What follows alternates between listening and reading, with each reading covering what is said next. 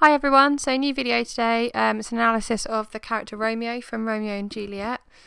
I've tried to keep it as short as possible, but this video is probably going to be a lot longer because there is quite a lot to say about Romeo. I mean, first of all, just as a side note, I have to say I actually find him really irritating, but I mean, that doesn't really help your analysis. So let's start with the fact then that he is a tragic hero. And a tragic hero in literature is a character who is particularly respected at the beginning of the text and then spirals downwards as the text continues until they usually meet their death.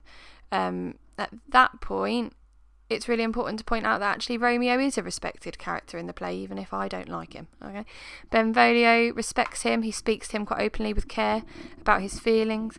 His friends, particularly Mercutio, seem to have quite a strong bond with him based on respect. And other characters talk about the fact that he comes from a very powerful family who are respected within the community. However, a tragic hero has a fatal flaw, and it's that leads to their downfall. And in Romeo's case, it's his emotional impulsiveness, the fact that he acts before he speaks. Think about times like fighting Tybalt or rushing back to Juliet to take his own life, and that he falls in love far too easily. I mean, at the start of the play, he's all obsessed with this girl called Rosaline, and then all of a sudden he meets Juliet and he's obviously in love with her the moment he sees her, and every action is spurred on by those emotions. And that's shown particularly in the play when he says, "I defy you, stars."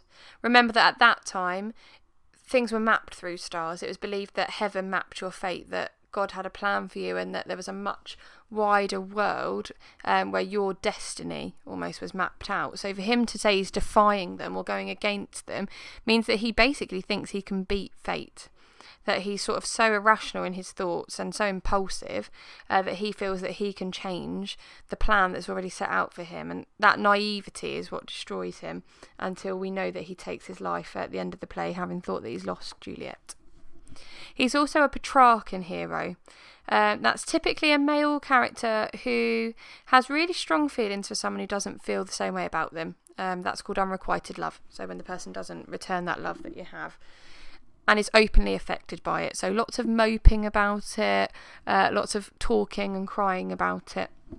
And a Petrarchan hero, for that reason, is usually accepted that the female he loves has more power than him in that relationship, because she won't grant him that love, or she has the power to make him feel miserable. And that is definitely true of Romeo, who quite frankly is just moping at the start of the play. Consider his speech to Benvolio in particular. Think about things he says like, "Sad hours seem long, not having that which having made them short." So he's basically saying that without this love of Rosaline, his days just go on, and that love would make time just fly and he'd be so happy and excited. So basically his days dragging because the woman he wants doesn't want him. See if you can have a little think now. Pause the video, write down any other quotations that you think show that he's a Petrarchan hero at the beginning of the play. See if you can think of anything else that he says. One of the most significant parts of Romeo's character is that he's constantly conflicted. He faces difficulties in understanding how he feels or making choices that he wants to make. And at the beginning of the play, he's in conflict because of Rosaline. He's torn between his feelings for her and the fact that she openly rejects him. And one other instantly obvious conflict comes from the ongoing feud between the Montagues and the Capulets. So his relationship with Juliet is conflicted because he's a Montague. There's pressure on him to conform to his dad's wishes, to defend Montague name, but he rejects that. In fact, if you think about it, he even openly criticises Benvolio for brawling, and then falls in love with his enemy. So he seems certain of his feelings, but there's still these comments in his speech about her being from a Capulet family. Every relationship issue that they encounter stems from the fact that there's this conflict between the two families.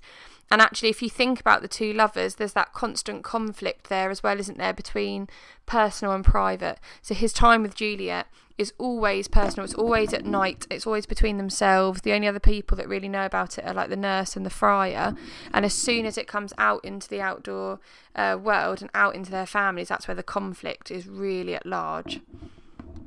And those conflicts that he faces are made really clear through the language that he uses. Constant use of oxymoron in his speech. Think about words like loving hate. And that shows that duality, that collision of things taking place in him that he's struggling to deal with. His love for Juliet, obviously, serious catalyst for the play. I mean, the play is named after them. And it's that kind of drives the plot forward, every problem that they encounter and every conflict. So ambitious students might actually question if he's actually in love with her, or whether it qualifies as just another infatuation. I mean, that could be my bias because I find him irritating, but Shakespeare does purposefully make us aware of that tendency in Romeo to become infatuated right at the beginning of the play. There's a reason why he includes that conversation between Benvolio and Romeo about Rosaline. It could be that it therefore makes us really realise when he's in love with Juliet, but it could also be to make us think maybe Romeo is being impulsive again and that he's not really thinking it through. And he acts ridiculously irrationally in that relationship with Juliet.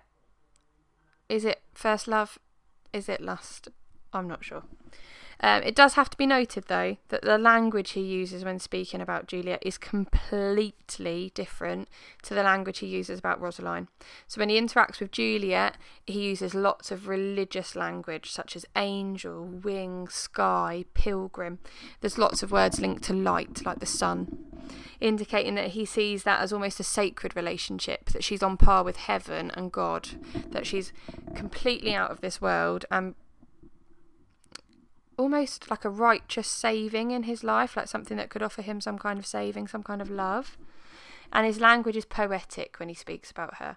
It's not like the blank verse that we get everywhere else. And it doesn't contain the cliches that are in his speeches about Rosaline either. So you could take it from that perspective, that actually it's used to show just how deeply he feels about Juliet.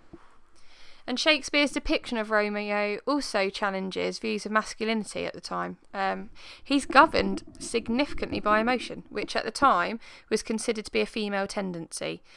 So at that point in history, medicine felt that women were controlled by an emotional impulse in their body, whereas men were much more rational. So think about him fighting Tybalt or rushing to Juliet when he hears that she's dead. A contemporary audience may have been quite shocked by that. So by that I mean an audience at that time, because he's got these open declarations of love and emotion, and that would have been seen as weakness in a man at the time. And those challenges to that patriarchal view of masculinity, they carry on in other places in the play. So think about his reluctance to be involved in fighting between two families. I mean, he states quite blankly that he won't fight Tybalt and that he won't be a villain. So that indicates this idea that he regards that kind of behaviour with distaste, that he sees it in a negative way.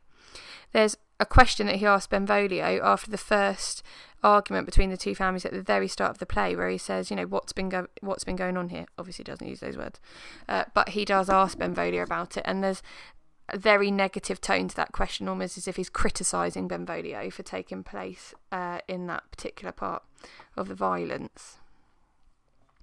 Some quotations that you may wish to learn in connection with his character, by all means, not all of them. You could write them down now if you want and analyse key parts of each quotation, see what they reveal. I do have a video that shows you how to do that with a which, what, how, why technique that you could have a little look back that my students use if you want to. It's on the YouTube channel. So first quote, Verona boasts of him.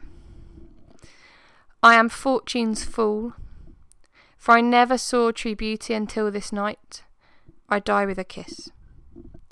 As a revision task, you could then use these notes and the ideas from this video to answer the following question as an example exam answer. So how does Shakespeare's ideas and the time that he's writing in?